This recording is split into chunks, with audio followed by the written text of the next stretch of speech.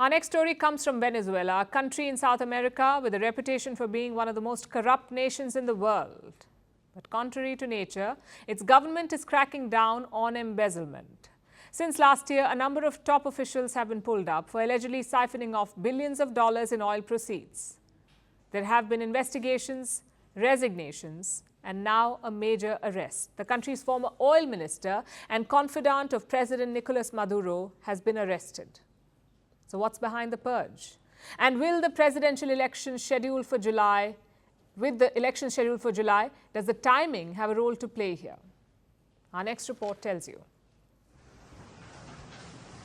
This is Tareck El Aissami, Venezuela's former oil minister, a once powerful oil czar and confidant of President Nicolas Maduro.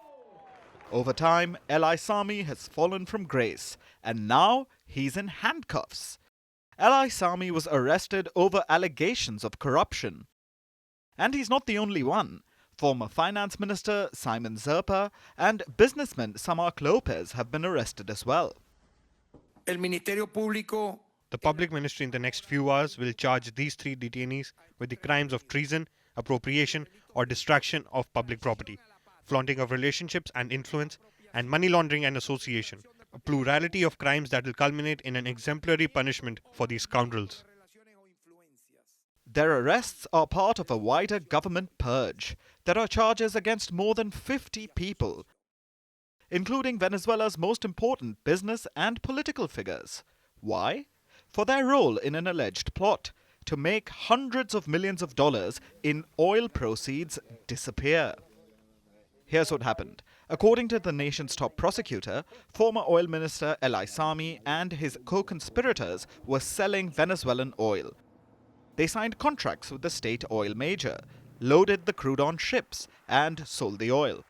But not all payments were made to the oil company, because the former ministers didn't pass the funds to the country's central bank. They directly managed the shipments of crude.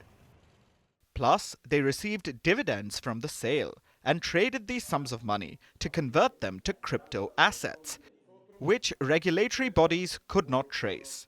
The Venezuelan big guns reportedly misused their positions to carry out these illegal operations and made huge profits. El Aissami reportedly used the illicit funds to work on his private houses. Some used it to fund their political campaigns. But just how much money was going around? The government has not declared the exact sum, but reports say as of 2022, the state oil company was owed tens of billions of dollars, which left a large hole in its accounts. So an investigation began in March last year, and it shook Venezuela.